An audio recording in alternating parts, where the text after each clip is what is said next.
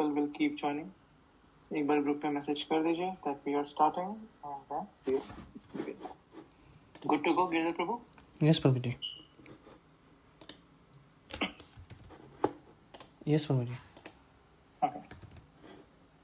Om Ajnantimirandasya Jnananjanashalakhaya Chakshurunmilitam Yena Tasmai Shri Gurave Namah Chaitanya-manobishtam Sthapitam Yena Bhutale Swayam Rupa Kadamayyam Dadati Sahapadantikam Vande Aham Shri Guru Shri Yutapatikamelam Shri Gurun Vaishnavamscha Shri Rupam Sagrajatam Sahagana Raghunathan Vitam Tam Sajivam Sadhvaitam Savadhutam Parijana Sahitam Krishna Chaitanya Devam Shri Radha Krishna Padan Sahagana Lalita Shri Vishakhan Vitamscha Nama Om Vishnu Padaya Krishna Prishtaya Bhutale Srimate Bhakti Vedanta Swami Namine Namaste Saraswati Devai Gauravani Pracharine Nirvishesh Shunyavadi Paschat Deshadarine Jai Shri Krishna Chaitanya Prabhu Nityananda Shri Advaita Gadadhar Shri Vasadi Gaur Bhakta Vinda Hare Krishna Krishna Krishna Hare Hare Hare Ram Ram Ram Hare Hare. So I'm sharing my screen, and we saw until now that Krishna is telling Arjun about how it's important to control our mind.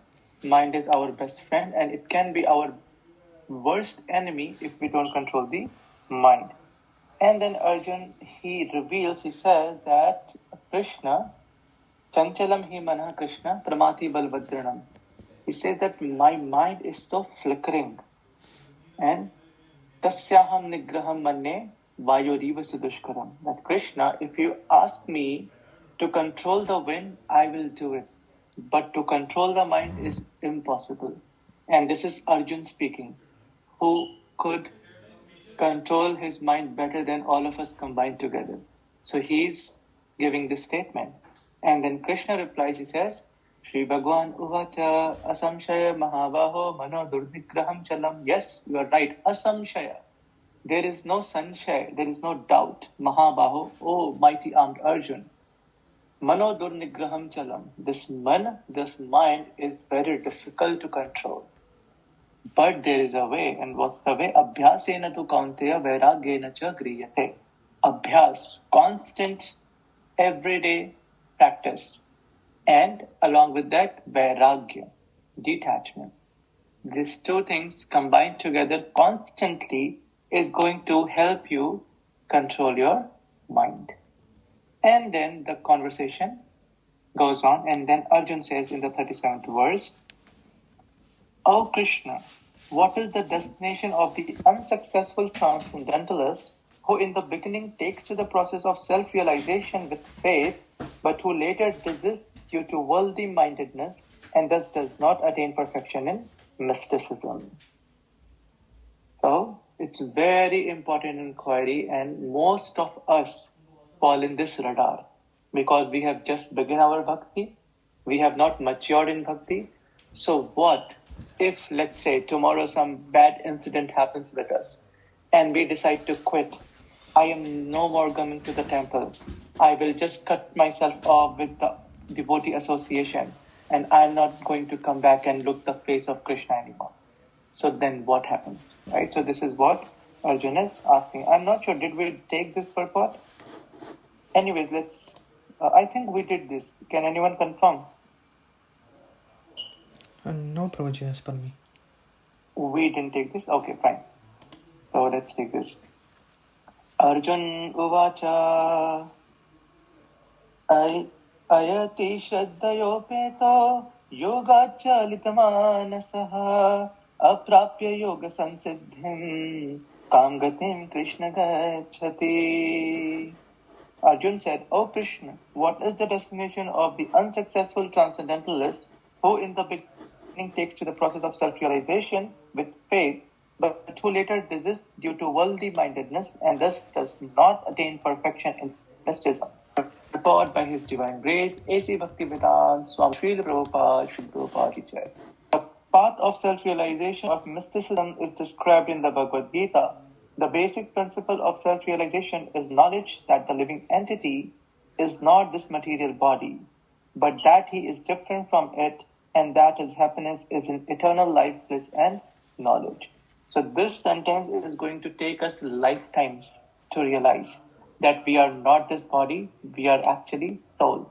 Everything that we are doing today is on the basis of our body. We like or dislike someone with basis of their body, isn't it? Someone is very attractive, someone is not very attractive. Then there is differentiation in the skin tone. Someone is dark skin, someone is white skin, fair skin. So this is all bodily platform. Someone is American, someone is Indian, someone is Australian.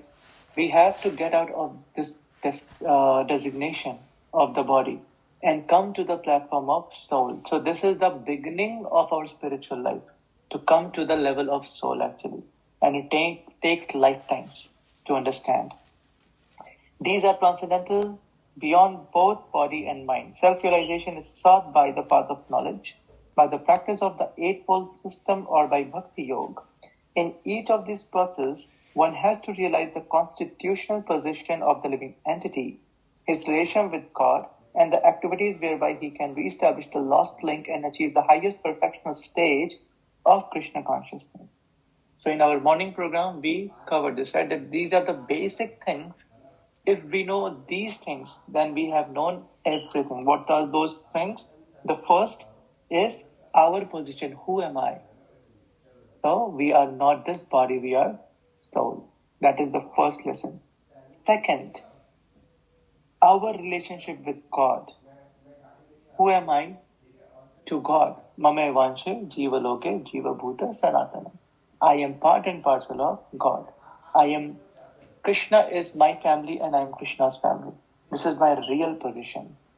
And the activities whereby he can re-establish the lost link and achieve the highest perfectional stage of Krishna consciousness. So once we know who we are, we know who we belong to, what's next.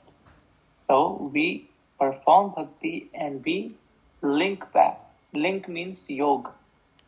We do yoga. Which yoga? Bhakti yoga. And then we go back to Krishna. So just doing these things is more than enough to have our life successful. Following any of the above mentioned three methods, one is sure to reach the supreme goal sooner or later. This was asserted by the Lord in the second chapter. Even little endeavor on the transcendental path offers a great hope for deliverance. 2.40 Neha Vikramana Shoshta Pratyavayo na vidyate Swalpam apyasya dharmasya trayate mahato bhayat. Krishna says in the 40th verse of the second chapter that a little progress if we do in bhakti, just a little desire that I want to attend the Bhagavad Gita class today. That's it. Just this desire and actually coming to the class is going to save all of us from the greatest of the dangers. Not my words, it's Krishna's words. Anything we do for Krishna, one round if we chant of Hare Krishna Mahamantra, Mangal Aarti if we attend, Krishna writes it and he will make sure that we are safe from the greatest of dangers. The method of Bhakti Yoga is especially suitable for this age because it is the most direct method of God realization. To be assured, Arjuna is asking Lord to confirm us. One may accept the path of realization of knowledge and the practice of the eightfold are just difficult for this age. So Jnana Yoga and this Ashtanga Yoga, Dhyan Yoga is extremely difficult for this age of Kali Yuga. They were not so difficult for the other ages. In Satyug, Treta or Dwapar, it was much easier. But in Kali Yuga, almost impossible. Therefore, despite constant endeavor, one may fail for many reasons. First of all, one may not be sufficiently serious about following the process. To pursue the transcendental path is more or less to declare war on the illusory energy. Now again, this is very important line and we have to be very careful every moment. Why? Because the moment we choose Krishna over anyone, we are declaring a war with Maya. So we have seen movies and in the movies what happens is if someone joins any gang, they cannot leave that gang. Because if they leave the gang, they know too much about the gang and the people they are going to shoot or kill that person. So it's almost impossible to leave a gang. So we have been in the gang of Maya for millions of lifetimes. And now we are choosing Krishna. So you think Maya is very easily going to just let go of us? No. She is going to give her best so that we don't go to Team Krishna. So that is why every day we breathe is a war with Maya. If we are chanting, if we are trying to become Krishna conscious. And that is why every day we have to read Bhagavad Gita. Why? Because before the war, Arjun heard this Bhagavad Gita from Krishna. Arjun was confused. So we all will be confused because Maya is very subtle. We have actually no idea the caliber Maya has. She won't even let us believe that we are in Maya. This is the greatness of Maya actually. So every day we are at war with Maya, and every day we have to read Bhagavad Gita because Bhagavad Gita was actually spoken on the battlefield, and our everyday is a battlefield. Okay? So this relates. Now, consequently, whenever a person tries to escape the clutches of the illusory energy, she tries to defeat the practitioner by various allurements. She will say that, why are you going to this temple? You see, politics is going outside the temple, it is going inside the temple also. People are saying bad things about you on your back outside, and even in the devotee community, the same thing is happening. So it's better you stay away, and then people leave. I want peace, I want my space, and then we leave, we quit. This is actually Maya. The moment we think that I am done, I am not coming to temple anymore, I am going to distance myself from the devotees, understand that whatever happened is a trick of Maya. You must have a bad experience, let's say, in the temple. Some devotee said something, or something happened which you didn't like. There was some partiality or whatever it could be. And you decide that I'm not coming to this place anymore. So that is Maya actually. And this is a game played by Maya, and we have to understand this, that no matter what, we should never leave the association of devotees. We should never leave the association of a temple. We need it because that is the only place where we are safe. So she is going to allure us, that is sure. So a conditioned soul is already allured by the modes of material nature, and there is every chance of being allured again, even while performing transcendental disciplines. Don't think, as I spoke in the morning, that Mayapur and Vrindavan, the Maya is working the strongest. So if you think that we can go and settle in Vrindavan, then it's just a mistake on our part. It's not possible. It's very difficult actually. Same goes for all the other dham. Because actually Maya Devi is testing us. This is like a filtering process for the interview. She is eliminating. Only the people who are extremely pure, they will only be allowed to stay. We can go, we can try, but we won't be able to stay for long. And the aparadh that we are going to do will be very detrimental for our bhakti. Okay? This is called yoga chalita manasa, deviation from the transcendental path. Arjun is inquisitive to know the results of deviation from the path of self-realization. Now what happens? Let's say we went there and we did aparadh. Now what's next? So it's very interesting. Now Krishna is going to let us know. 38. So you can all raise your hands and someone can align and they can give their proposal. If you can do that, well and good. If anyone else wants to do that, so just raise your hands. So I'm going to read this one, and next anyone can raise their hands and Prabhu will call out. Okay. Kachinno bhaya vipratstas chinnabhram iva nashyati apratishto mahabaho vimudo brahmana pathi. O mighty armed Krishna, does not such a man who is bewildered from the path of transcendence fall away from both spiritual and material success and perish like a riven cloud with no position in any sphere? So Arjuna is asking that Krishna, is this what they are going to get? Purport. There are two ways to progress. Those who are materialists have no interest in transcendence. Therefore, they are more interested in material advancement by economic development or in promotion to the higher planets by appropriate work. When one takes to the path of transcendence, one has to cease all material activities and sacrifice all forms of so-called material happiness. If the aspiring transcendentalist fails, then he apparently loses both ways. In other words, he can enjoy neither material happiness nor spiritual success. He has no position. He is like a riven cloud. A cloud in the sky sometimes deviates from a small cloud and joins a big one. But if it cannot join a big one, then it is blown away by the wind and becomes a non-entity in the vast sky. So in Hindi we say that "Dhobi ka kutta na ghar ka na ghat ka." That is what's been explained. The Brahmana Pathi is the path of transcendental realization through knowing oneself to be spiritual in essence, part and parcel of the Supreme Lord who is manifested as Brahman, Paramatma and Bhagwan. So these are the three features in which we can realize Krishna. Brahman, that is the effulgence, the Brahma Jyoti, Paramatma, who is sitting inside everyone's heart, and Bhagwan, the Shyam Sundar Lalit Tribhanga form of Krishna. Lord Sri Krishna is the fullest manifestation of the Supreme Absolute Truth, and therefore one who is surrendered to the Supreme Person is a successful transcendentalist. To reach this goal of life through Brahman and Paramatma realization takes many, many births. Bahunam Janmanamante Gyanvan Mam Prapadyate Vasudevam Sarvamiti Sa Mahatma Sudurlabham. Therefore, the supermost path of transcendental realization is Bhakti Yoga, or Krishna consciousness, the direct method. Okay? Do we have a hand? I don't see. Yes, Prabhu. Gitanjali Prabhu.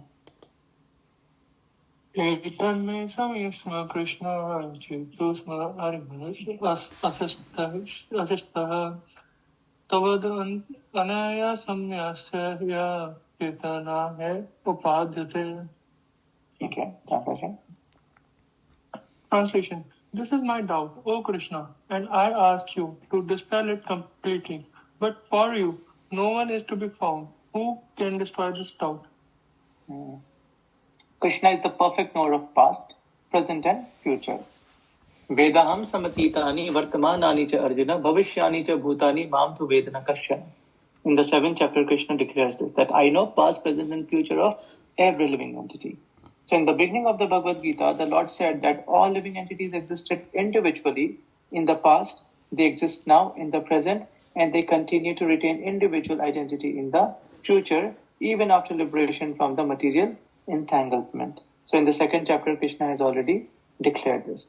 So he has already cleared up the question of the future of the individual living entity.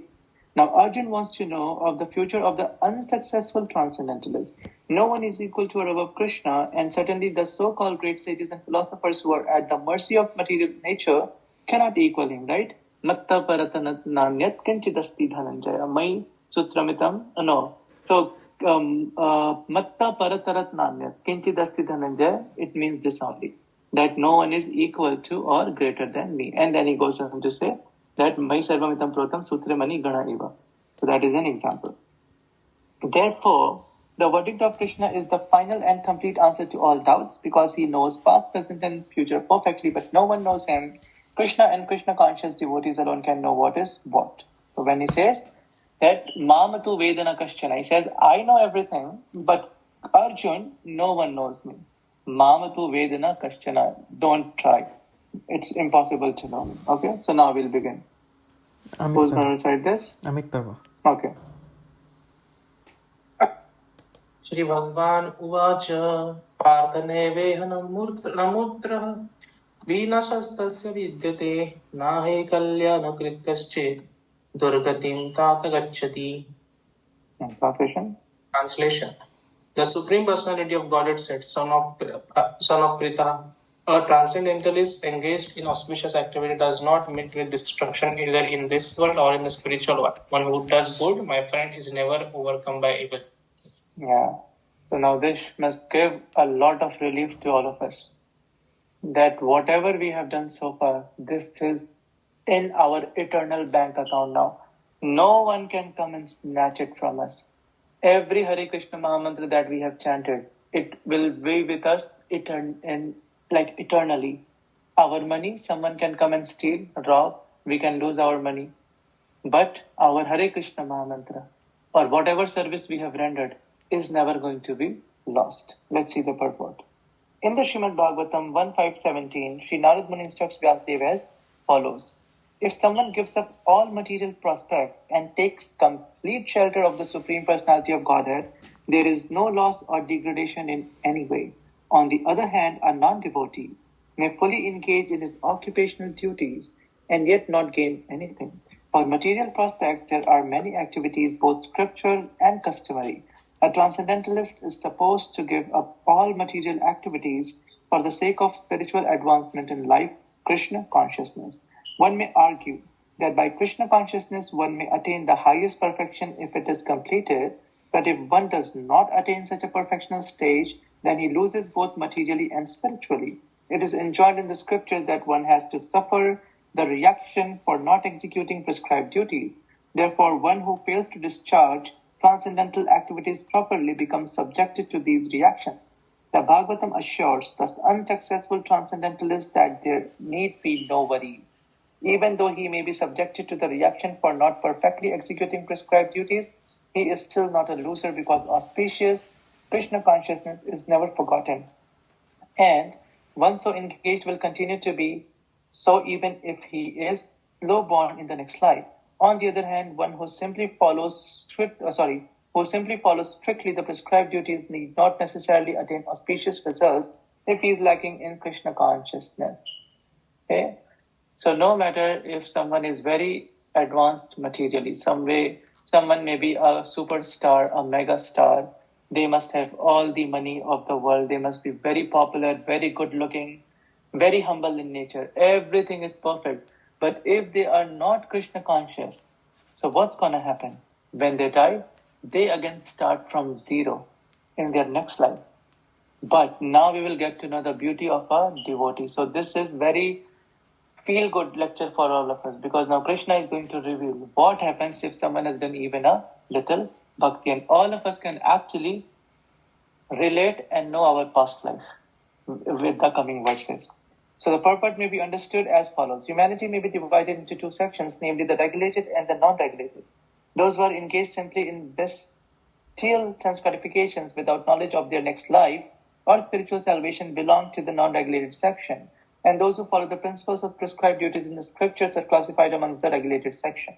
The non-regulated section, both civilized and non-civilized, educated and non-educated, strong and weak, are full of animal propensities. Their activities are never auspicious because while enjoying the animal propensities of eating, sleeping, defending, and mating, they perpetually remain in material existence, which is always miserable.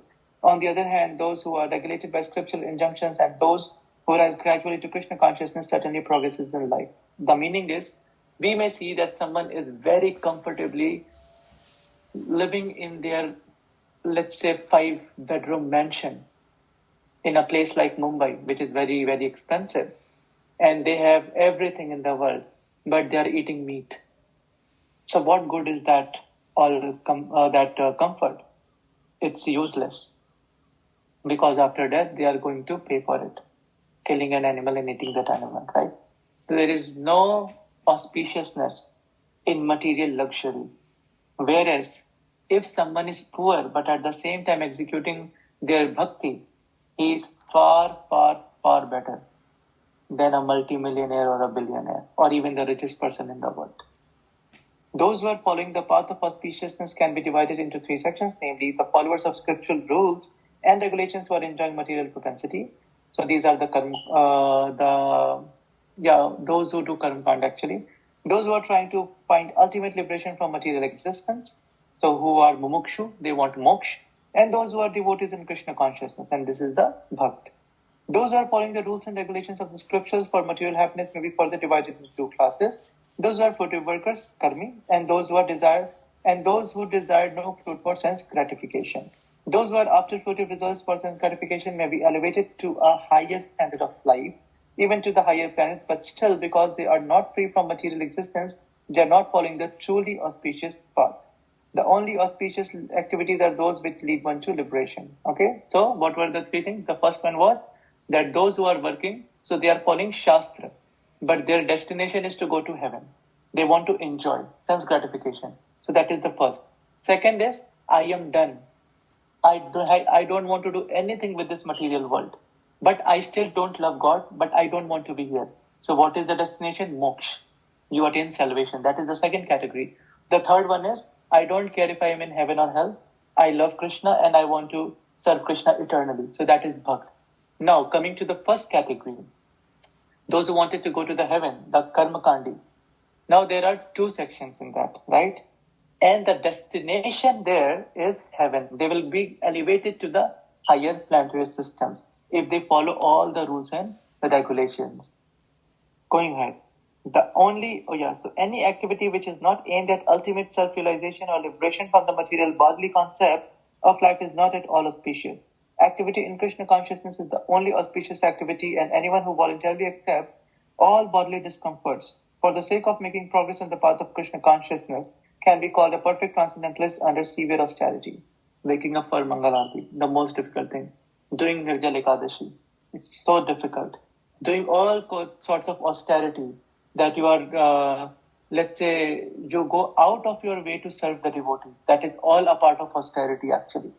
So that is going to give us very, very good spiritual result. And because the Eightfold Yoga system is directed toward the ultimate realization of Krishna consciousness, such practice is also auspicious, and no one who is trying his best in this matter need fear degradation. So if someone is doing Dhyan Yoga or Ashtanga Yoga for Krishna consciousness, even that is not a problem. They are also going to progress. Okay? 41. Krishna माता जी. प्राप्य पुण्यकृतां लोकानुषित्वा शाश्वतीः समाः शुचीनां श्रीमतां गेहे योगभ्रष्टोऽभिजायते. Translation. The unsuccessful yogi, after many years of enjoyment on the planets of the pious living entities, is born into a family of righteous people or into a family of rich aristocracy. Now, if anyone in the audience is born in a wealthy family and is doing Krishna consciousness, so they all fall into this category, because it is very difficult for a rich person to do bhakti, because with money comes ahankar, ego, that I am God. And if someone is a very rich person born in a very rich family and they come to bhakti, it means that they have been doing bhakti since last lifetimes, but for some reason they quit or they stopped or their bhakti was unsuccessful. So what happens is then when they quit their body, they go to the heavenly planets and they enjoy the heavenly planets for millions and millions of lifetimes. And after that, they are born in a rich aristocratic family. Let's see the purport. The unsuccessful yogis are divided into two classes. One is fallen after very little progress, and one is fallen after long practice of yoga. The yogi who falls after a short period of practice goes to the higher planets, where pious living entities are allowed to enter. After prolonged life there, one is sent back again to this planet to take birth in the family of a righteous Brahman Vaishnava or of aristocratic merchants. So Gitanshu Prabhu, let's say you come to bhakti, okay? And you wanted to do world travel. You wanted to go to Switzerland. You wanted to go to Mauritius and all the places, and you wanted to do sightseeing. And you also wanted a big house and car and money and a beautiful wife and everything. But then, all of a sudden, you were caught by the Hare Krishnas. They gave you book, you read book, you came to the temple, and then you joined the temple and you become a monk, let's say. But after some time, you quit. You said that, no, this is not for me. This is hypothetical, okay? This is make-believe thing. And you left everything. Now, when you die, you did not complete your bhakti, but you had all these desires. You wanted to go for sightseeing. You wanted a beautiful wife. You wanted a beautiful house and a car and whatnot. So you will be sent to a lok, a planet, where you will get all those desires fulfilled. And not only for 50, 100 years, for millions of years. You will be sent to such planets. And then प्रभु जी ज़्यादा suffocating नहीं हो जाएगा? अभी बाद में बात करेंगे उस पर. Yeah. And because you did bhakti, so you will not fall down. What happens is, after that, your next birth will be a birth in a very rich family. And the reason would be because you will continue your bhakti where you left from your last life. And Krishna will make one problem less in your life, that is money. Because you have sufficient money now, you will not bother about earning and doing this donkey work of 9 to 5. So this is the benediction that one gets after doing a little bhakti. So that is the first category. Now let's see the second. The real purpose of yoga practice is to achieve the highest perfection of Krishna consciousness as explained in the last verse of this chapter. But those who do not persevere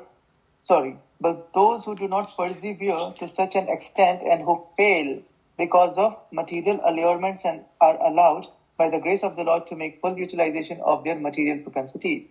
And after that, they are given opportunities to live prosperous lives in righteous or aristocratic families. Those who are born in such families may take advantage of the facilities and try to elevate themselves to full Krishna consciousness. So, the distinguish between, so let's say there are many rich people in the world, but all of them will not become Krishna conscious.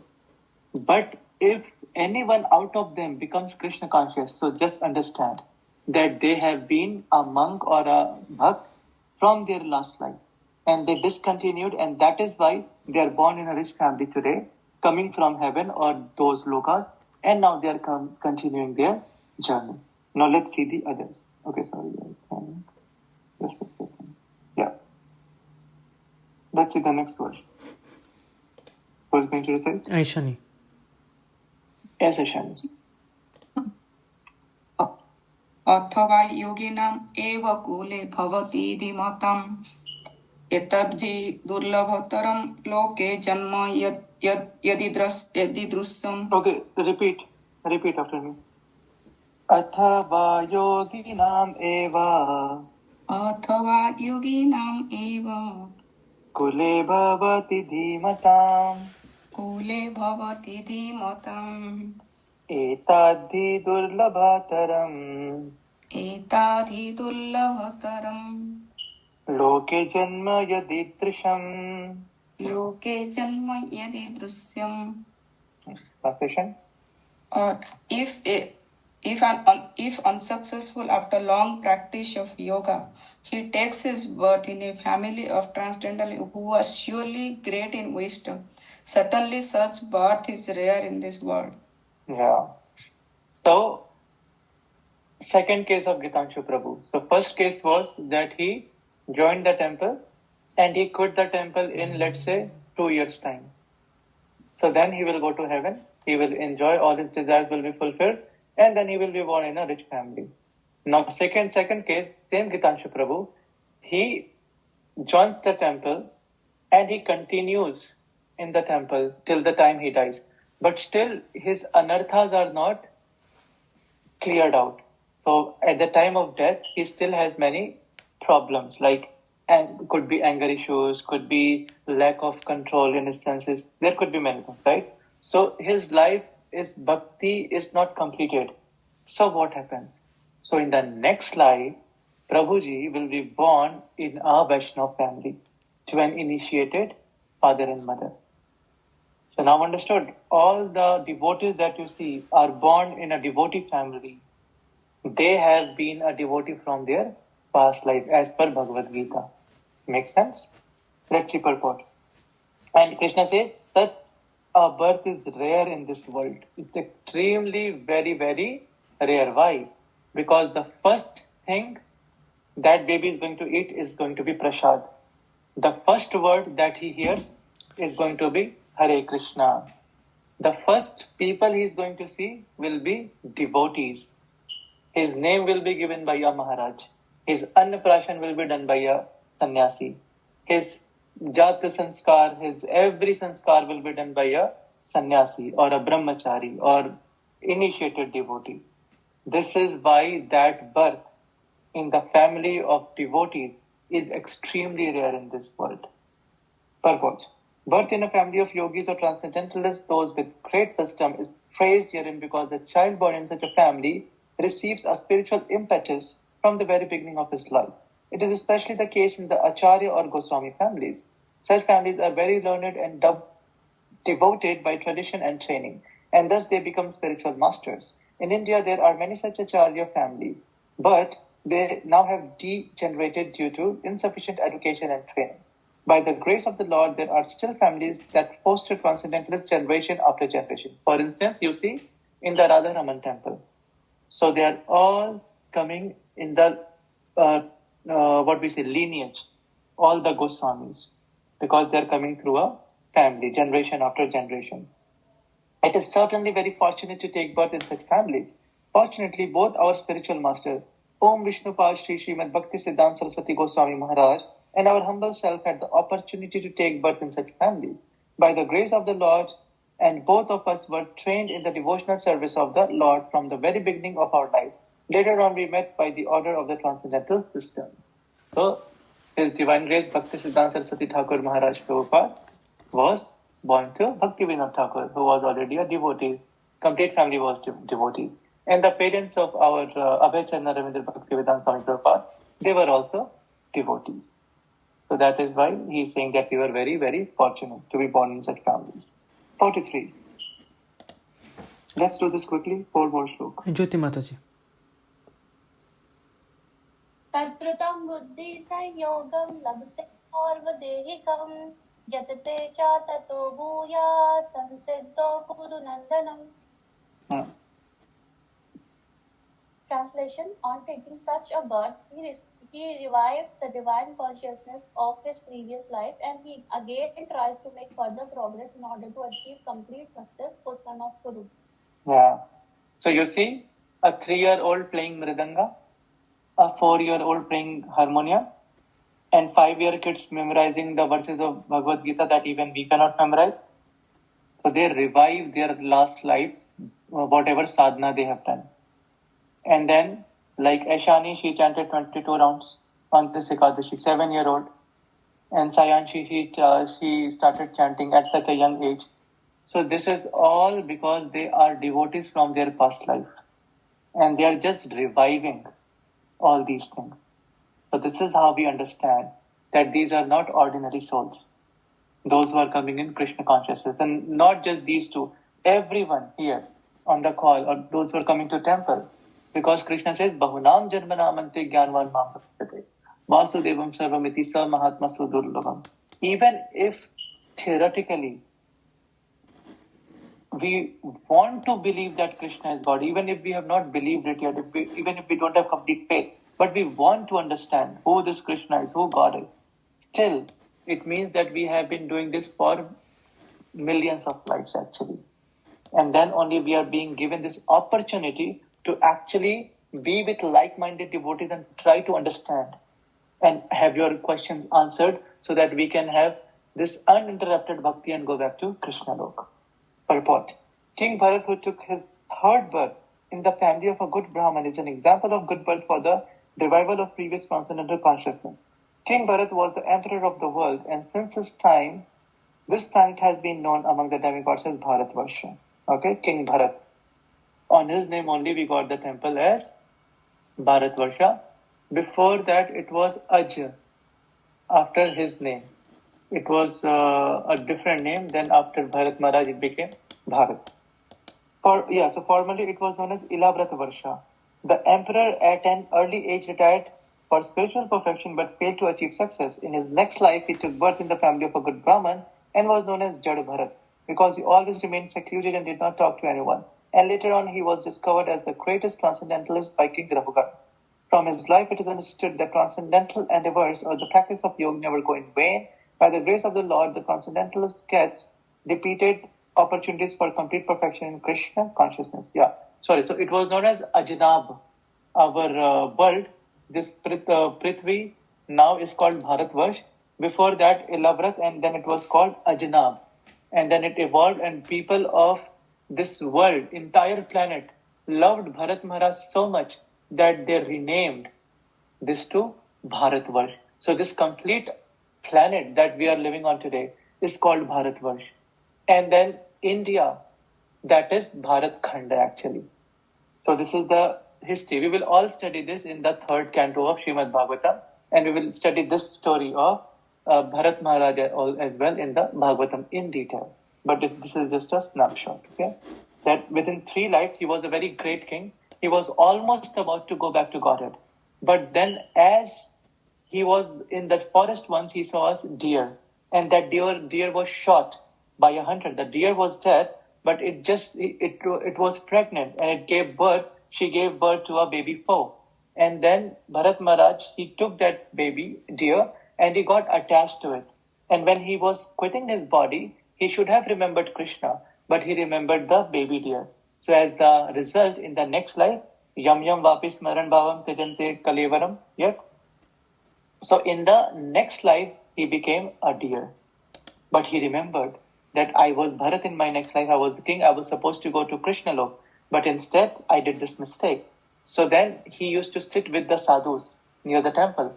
And again, when he quit the body, when the deer quit his body, he became Jad Bharat. And because this time he was extremely careful, he used to live like a mad person. He never spoke with anyone. He never did anything. He was just silent. He was waiting to die so that he can go back to Krishna. So that was Jad Bharat. This is the story. These are the 3 lives. And after the end of this last life, the 3rd life, he goes back to Krishna. Okay? 644. Amit Prabhu.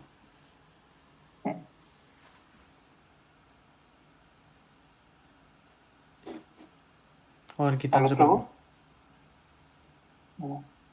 पूर्वाभ्यासेन तेनैव हीयते हवाशोऽपि सः जिज्ञासूरूपयोगस्य शब्दब्रह्माति वर्तते. Translation. By virtue of the divine consciousness of his previous life, he automatically becomes attracted to the yogic principles, even without seeking them. Such an inquisitive transcendentalist stands always above the ritualistic principles of the scriptures. Yeah. Advanced yogis are not very much attracted to the rituals of the scriptures, but they automatically become attracted to the yoga principles which can elevate them to complete Krishna consciousness, the highest yoga perfection. In the Srimad Bhagavatam 3.33.7, such disregard of Vedic rituals by the advanced transcendentalists is explained as follows. O my Lord, persons who chant the holy names of your Lordship are far, far advanced in spiritual life, even if born in families of dog-eaters. Such chanters have undoubtedly performed all kinds of austerities and sacrifices, bathed in the sacred places, and finished all scriptural studies. The famous example of this was presented by Lord Chaitanya, who accepted Thakur Haridas as one of his most important disciples.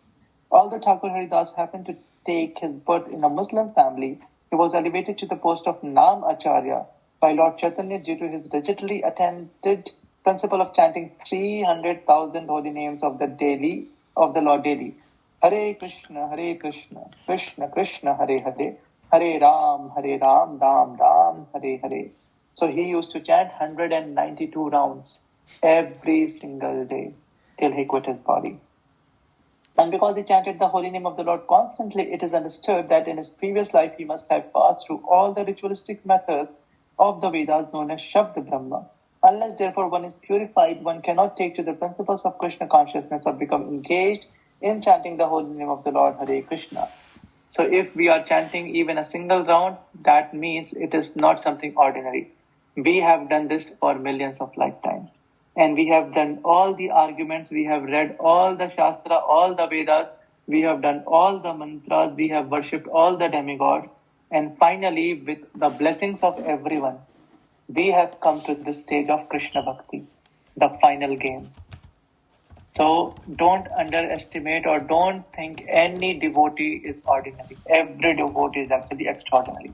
Prabhupada was asked that, Prabhupada, why is it that there are very few devotees in ISKCON? We see very few people coming to ISKCON. Most of the people will be attracted to other temples, but in ISKCON, very few people. So Prabhupada very beautifully answered. He said that because very few people can afford a diamond. You will see many people going to a duplicate diamond shop, but in the original diamond shop, you will hardly see only few customers because they can afford. Similarly, any devotee who is been with ISKCON is not ordinary. because they can afford the real diamond Krishna. That is why they are here. People who cannot afford, they will go to elsewhere. They will go to different places. Why? Because they want their wish to be fulfilled. So they will go to different Babajis and different God that they have made as a Bhagwan. So they will just go there, but they will not come to Krishna consciousness. So again, the point is, every devotee is an extraordinary devotee.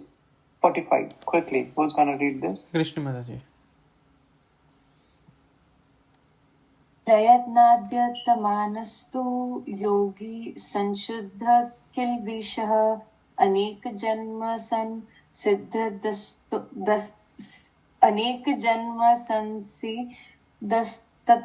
यति परां गतिम्. Translation.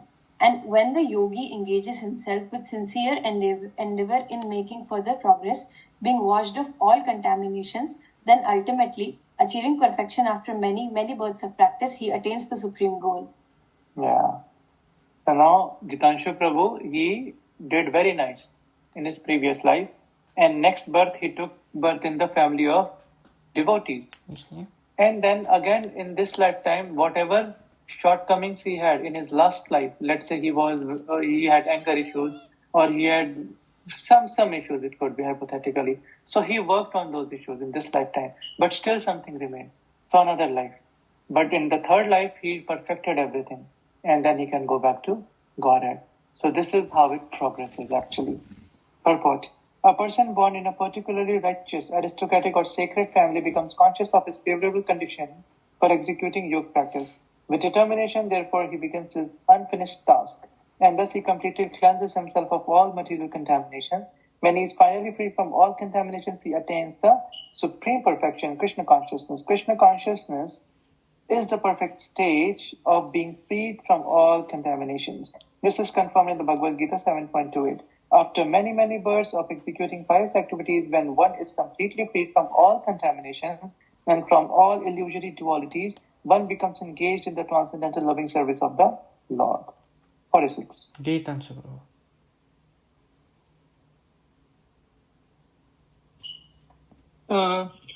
तपस्वी भयो तपस्वी भयो अधिको योगी ज्ञान भयोऽपि मतोधिक कर्माभ्यास्य चाधिको योगी तस्मद् योगी भवार्जुन. The translation: a yogi is greater than tactic, greater than empirist, and greater than fruitive worker. Therefore, O Arjun, in all circumstances be a yogi. Yeah. A yogi is greater than ascetic, greater than the empiricist, and greater than the fruitive worker. Now let's see who is a yogi. When we speak of yoga, we refer to linking our consciousness with the supreme absolute truth. So here, yogi does not mean a yogi, a Babaji in Himalaya. Yogi means a bhakt. Yoga means to link oneself with super soul, the soul with super soul. Yuj is the root word, Sanskrit word of yoga. So yoga comes from yuj, and yuj means to link. So a yogi means a bhakti yogi. If it is not specified which yogi, that means it's a bhakti yogi. So such a process is named differently by various practitioners in terms of the particular method adopted. So someone will say a karma yogi, someone will say a dhyana yogi, jnana yogi, but for us, a yogi is always a bhakti yogi. When the linking process is predominantly intuitive activities, it's called karma yoga. When it is predominantly empirical, it is called jnana yoga. And when it is predominantly in a devotional relationship with the Supreme God, it is called bhakti yoga. Bhakti yoga or Krishna consciousness is the ultimate perfection of all yogas, as it will be explained in the next verse. The Lord is confirmed here in the superior of yoga, but he has not mentioned that it is far than bhakti yoga. Bhakti yoga is full spiritual knowledge, and therefore nothing can excel it. Asceticism without self-knowledge is imperfect. Empiric knowledge without surrender to the Supreme Lord is also imperfect. And fruitive work without Krishna consciousness is a waste of time. Therefore, the most highly praised form of yoga performance mentioned here is Bhakti Yoga, and this is still more clearly explained in the next verse. So I'm going to recite this. योगिनाम् अपि सर्वेषां मद्गतेनान्तरात्मना श्रद्धावान् भजते यो मां स ये युक्ततमो मतः. So this is also something that we have to remember, this verse, okay? This verse is very important and we must remember it because this verse actually establishes the supremacy of Bhakti Yoga. Okay? But in the next round of memorization of our verse, teaching made easy with morning program, in that series, we are going to take this 6.47. Let's see the translation. And of all yogis, the one with great faith, who always abides in me, thinks of me within himself and renders transcendental loving service to me. He is the most intimately united with me in yoga and is the highest of all. That is my opinion. Mata, yukta tamaha mata. So that means he's saying that in my opinion, Krishna is saying that in my opinion, Bhakti Yoga is the topmost. It's because there are individuals who will say, Karmanyavadikaraste ma phaleshu kadachana. That work is worship and everyone must work. So that means a butcher is also a worshipper because the butcher is doing his karma by killing the animals and chopping the animals. A rapist is also worshipping because he is doing his job. A terrorist is also worshipping because he is killing human and his job is to kill. And a thief is also worshipping because the work of a thief is to steal. So if work is worship, then a thief is also a worshipper. A terrorist is also a worshipper. A butcher is also a worshipper. And a person running casino, gambling is also a worshipper. So that is nonsense. That is not the correct way of understanding the verse. Karmanyavadikaraste ma phaleshu kadachana. So simply that is not the topmost. Karma Yoga is not at all the topmost. Unfortunately, 99.99%, especially in India, think that that is the essence of Bhagavad Gita. Karmanyavadikaraste ma phaleshu kadachana. They will not remember Sarvadharman Parityajya Mamekam Sharanam Raj. They will remember Karmanyavadikaraste. Why? Because this has been fed in the minds that work, and work. This is all. Work is worship. Nonsense. Then comes the different yogas. And here Krishna establishes that out of all the yogas, Bhakti Yoga is actually the topmost. So this is the end of the 6th chapter. So we will take this purport in the next class. And then we will begin the 7th chapter. So now, and in the meanwhile, you can all read the purport of the 6th chapter. Okay, the final verse, 6.47. I won't take much question today because I have to leave. But if there is any relevant question from today, then you can shoot, ask. Probably, Okay, Gitanshu. I have. Probably, Yeah. if someone took birth in a devotee family, and gradually in their life they just got fall down, or they are doing everything, eating non-veg, and so what happened to them, and what is the situation? Yeah, so if they are given this opportunity to be born in a family of devotees, but still they are working, they are not working as per the scriptures, so then they will fall into the category of a normal person. Okay, so whatever the destination would be of an ordinary person, they will get that because they got their opportunity and they wasted their opportunity. But even if they do little bhakti, even let's say they were born in a devotee family and they chanted for, let's say, when they were young, 5, 7-year-old, 10-year-old, then because of their parents, they worked. They chanted, they did everything. But when they became teenagers, they became rebellious and they left bhakti. Because they have done little bhakti in their initial stages of life, so the first case will be applied to them, that they will go to the heavenly planets again, and then again be born in a rich aristocratic family. But if they continue their journey, so they will be again born in a devotee family. Is that clear, Prabhu? Okay, Prabhuji. So in previous life, they would also be like a devotee. That's why they took birth in this family. But exactly, yeah. If you are on this call, it means you have all been devotees in your last life. Simple. Because until and unless Krishna chose you, you could not be sitting here discussing Bhagavad Gita or Bhagavatam or Mangalarti or chanting a single round of Hare Krishna Mahamantra.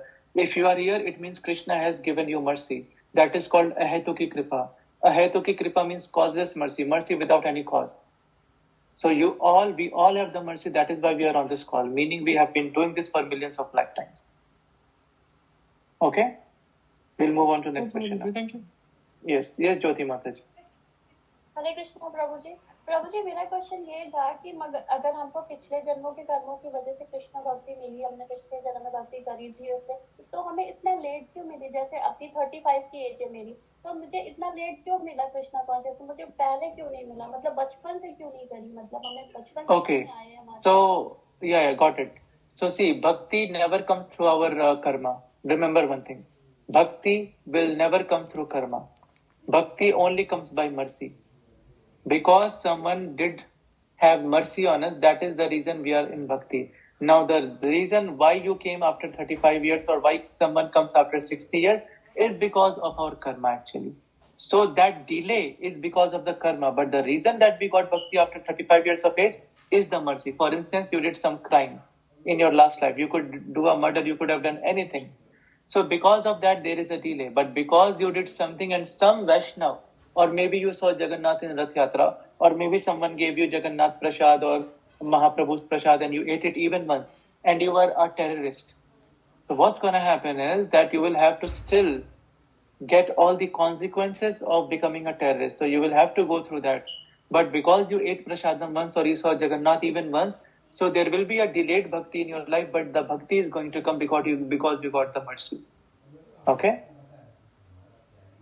Okay प्रभु जी, पर इतने सारे पाप जैसे अभी 34-35 साल तक जो पाप किए उनका क्या होगा? मतलब ये So again you will get the consequence. So see, positive and negative does not cancel out in our karma. You cannot kill someone and then give 100,000 euros to their family and you will say, now I will not be punished. No. You will be punished for killing someone in the court of Yamaraj. And you will be getting reward for giving someone 100,000 euros.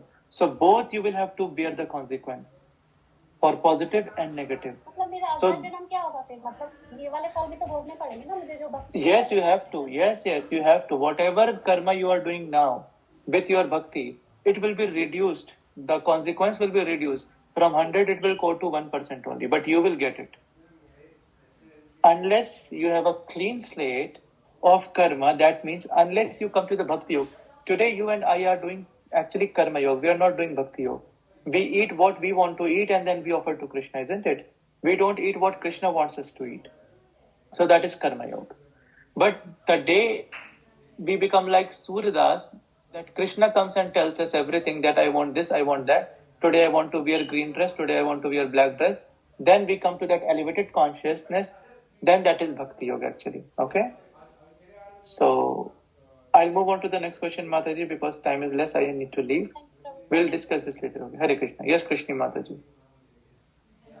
So, Prabhuji, it's like, so for the past years, whatever I have done, and I feel like even though I am where I am right now because of Krishna's mercy, I feel very guilty about not being able to realize the things that I've done. Like, I don't know, I can't imagine that I could do something like that once I start to know, like, the consequences of my actions.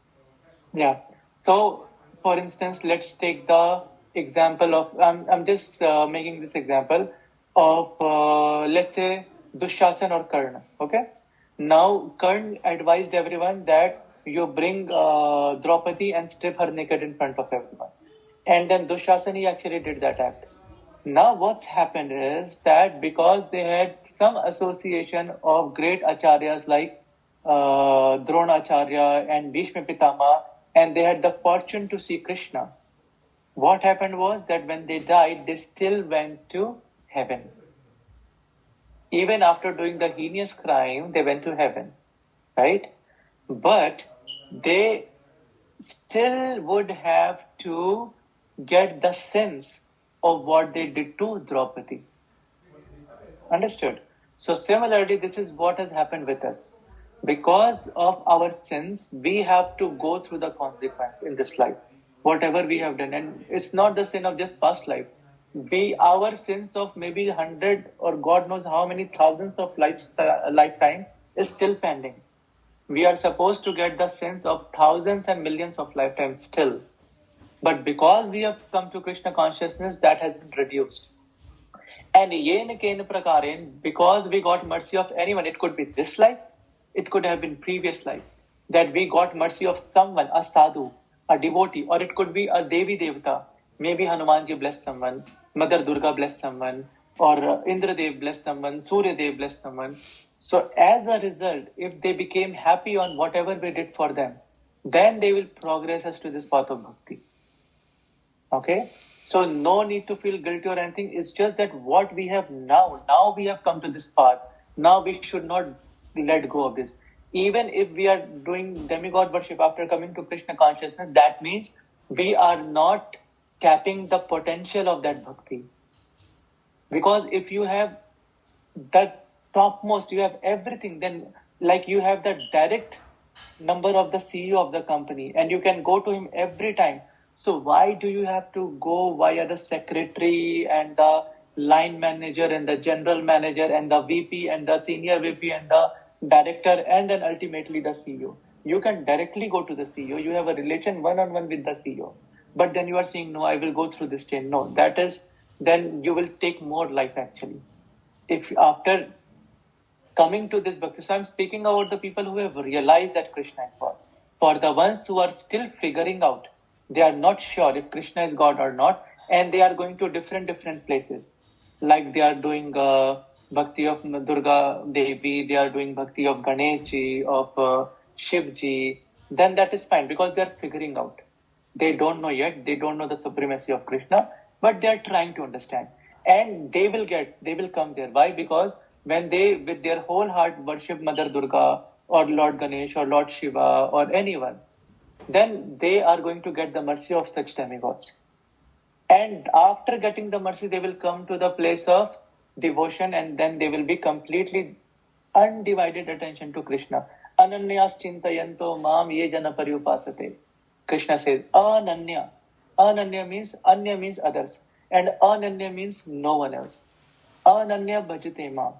So they are doing my bhajan Ananya. Uninterrupted, undivided bhakti of me only. Krishna has never said that you can worship this and me. No. He says only me. Sarva dharman parityajya mam ekam sharanam vraj. What does mam ekam mean? Mam does not mean that you will go to every place and when everyone kicks you out, then you come to Krishna. No. Our first choice should be Krishna. This is the meaning of mam ekam sharanam. Only me, Arjun. Aham tvam sarpapibhyo mokshayishyami masucha. So unless we have reached this position, Mataji, we take help of everyone. But those who have reached this position, then they need not do anything. Then it is understood that the next life, 110%, whenever they are born, 2-3 years old, they will reject everything. They will not even go for Karma Kand or Shastra or this mantra and that mantra. They will only be attracted by Hare Krishna Mahamantra. That's it. Okay. So Prabhu, then we always follow that we go to the we go to the Krishna via Guru only. So why don't we go directly to Krishna, to the CEO directly? Because Krishna has appointed that if you have to come to me. So again, now see, understand. The things I was telling before was demigod. Now here, a guru is not a demigod. Guru is Sakshat Harit Vena Samastra Shastra. So we cannot come in direct contact with the fire. If we have to cook, Mataji, so I cannot throw the sabzi and spices, everything on the fire. It will burn. So Krishna is like that fire. But if we take a pot and in that pot, we put the pot on the fire and now we are throwing sabzi and masala and tel, everything. So the meal is prepared. Okay. So we go directly to Krishna, we will be burned because we have so much of anartha. But we go to our Guru. So Guru is going to get rid of all the anartha. He is going to clean us. And then we are ready to go to Krishna because Guru is representing Krishna. Sakshat Harit Vena Samastra Shastra. Every Shastra is saying that Guru is Sakshat Hari. So there is no difference between Krishna and our Guru. But again, this is Achinta Bheda Bhed Tattva. Don't confuse that Guru is Krishna. No, Guru is the representative of Krishna. Because we have to serve Krishna in Golok Vrindavan Dham. So the same service we have to do to Guru first here. And when Krishna sees that, oh, this is exactly how I want to be served, the way he or she is serving their Guru, then take him to my lok now. Now he is ready to come to my lok. Okay? Thank you, Hare Krishna. Hare Krishna. Prabhuji. Yeah, yes, Mataji. Yeah. So, for example, if somebody has like they have realized from their heart and soul that Krishna is the supreme. So does that person, even though he has or she has committed some performed some sinful activities, and by Krishna's mercy they reach a certain point that they have realized that like completely 100%, there's no कोई संशय ही नहीं है. So is that like in that case क्या उनके प्रारब्ध उनको भोगने नहीं पड़ेंगे? like उसका जो उनका रिएक्शन होता है हमारे कर्म का, क्या वो Krishna you see the monkeys in Vrindavan गए कभी? Who are these monkeys? हाँ, ये जो भी बंदर हैं, the monkeys, they're all great devotees from their past life. They went to Vrindavan, अपराध किया और अभी कृष्ण उनको छोड़ेंगे नहीं. साधु रेव समन्तव्य. For Krishna, they are still sadhu. But because they committed crime, they have to bear the consequence. अभी आप देखो वृंदावन में अभी लोग रील्स बनाते हैं, वहां पे अजीब अजीब हरकतें करते हैं. लवर्स पॉइंट बना दिया वृंदावन को, सेल्फी पॉइंट बना दिया वृंदावन को, और वहां पे रह भी रहे हैं, दीक्षा भी ले ली है, फिर भी नियम तोड़ रहे हैं, गलत गलत कार्य करे. उनका क्या होगा? अब उनको परमिशन तो मिल गई थी, राधा रानी ने उनको बोल दिया था कि आ जाओ वृंदावन में, रह लो आप, बट उन्होंने उसका उल्लंघन कर दिया. Because Radha Rani so sweet, she will not drive someone out, so we are taking advantage of Radha Rani's Dham. Now what's gonna happen is that Yogamaya is working there also, Purnamashi is working there, Tulsi Maharani is there. So as a result, now you'll have to bear the consequence. So in the next life, you become a dog, you become a monkey, you become a Jeev Jantu over there. But still, because you are welcome in Vrindavan, you will remain in Vrindavan only until you get purified and go back to Krishna. So once who has come to Krishna consciousness, Mataji, now Krishna is a bigger gangster than Maya Devi. अगर माया देवी नहीं छोड़ेंगी तो कृष्णा क्यों छोड़ देंगे हमको, आप बताइए. But उसके लिए वी मस्ट बी कन्विंस्ड कि हमको कृष्णा के गैंग को ज्वाइन करना है. कुछ भी हो जाए, कितनी भी लात, और Krishna will see you. Test तो वहां से भी होगा ना. आप किसी भी जब ज्वाइन करते हो किसी भी ग्रुप को, तो दे टेस्ट यू, इजंट इट, ये लायक है कि नहीं, ये हमारे सीक्रेट्स तो जाके कहीं रिवील नहीं कर देगा गवर्नमेंट को. सो टेस्टिंग होगी, बट अगर उस टेस्ट में पास हम हो जाते हैं तो आप कुछ भी कर लो, उसके बाद आप कृष्णा को कितना भी लात मार लो, वो आपको खींच के वापस लाएंगे. सो डोंट वरी कि अब भक्ति में आ गए तो जो भी पाप पुण्य होता है वो छोड़ दो कृष्ण पे. But still it's like I give this example कि पासपोर्ट मिल गया है हम सबको. ओके, पासपोर्ट हमारा रेडी हो गया वृंदावन धाम का, बट वीजा का थप्पा नहीं लगा है अभी. वीजा का थप्पा लगेगा कि किस इंटेंसिटी से हम भक्ति कर रहे हैं. आप डेली 16 माला कर रहे हैं कि नहीं कर रहे हैं, आप आपके गुरु के वाक्यों को मान रहे हैं कि नहीं. अभी जब तक आपके गुरु नहीं है, प्रभुपाद सबके गुरु, तो आप प्रभुपाद के वाक्यों को मान रहे हैं क्या? आप मंगल आरती कर रहे हैं, आप उनकी सेवा कर रहे हैं, आप गुरु की सेवा कर रहे हैं, आप 16 माला कर रहे हैं, 4 नियम का पालन कर रहे हैं. आप जिस इंटेंसिटी से करेंगे ना, ये यथा माम प्रपद्यन्ते ताम तथैव भजामि. जिस इंटेंसिटी से आप आगे बढ़ेंगे, कृष्ण उस इंटेंसिटी से आपको लेने के लिए रेडी है वहां पे. सो अब यहाँ से हमको टेंशन नहीं लेना कि हम जाएंगे कि नहीं जाएंगे, इस निश्चित. पासपोर्ट हम लोग का बन चुका है. जिस दिन पहला हरे कृष्ण महामंत्र किया था, ब्रह्मा जी ने थाली सजा दी थी हमारी आरती की, क्योंकि नाउ ही नोज कि मेरे जीते जी ये बंदा ये बंदी ये गोलोक धाम जा रहे हैं अभी, और मुझे ताली सजा के रखनी है. जिस दिन जाएगा मैं उसकी आरती उतारूंगा, ब्रह्मा जी उतारेंगे आरती हमारे जाते जाते गोलोक धाम में. अब हमारा क्या इंटेंसिटी है, हम कितने सीरियस हैं, इसमें कृष्ण हस्तक्षेप नहीं करेंगे, क्योंकि हमारा फ्री विल है. क्या हम वाकई जाना चाहते हैं गोलोक धाम, या हम बस नाटक कर रहे हैं? नाटक भी कर रहे हैं तो कृष्ण हाथ पकड़े रहेंगे, कोई बात नहीं, तुम करते रहो नाटक, मैं नहीं छोड़ने वाला हूँ तुमको. जब नाटक खत्म हो जाएगा, जब वाकई में तुम इंस्टाग्राम के लिए भक्ति नहीं कर रहे हो, रील बनाने के लिए भक्ति नहीं कर रहे हो, वाकई में मेरे प्रेम के लिए भक्ति कर रहे हो, तब तुम बोलो वीजा का थप्पा मैं लगवा दूंगा, राधा रानी और तुलसी महारानी वहां पे थप्पा दे देंगी और आप आ जाना वापस से धाम में. Okay, yes Prabhu ji, thank you. Hari बोल. ये sorry Subhashmita Mata ji, last Prabhuji, if you have time, then we'll take it. Otherwise, you can take next. हाँ माता जी, I'll have to leave actually. So कल लेंगे या फिर next class में लेंगे? Okay, no problem, Prabhuji. Okay, thank you everyone for joining. Hare Krishna. हरे कृष्णा. हरि बोल. Radhe Radhe.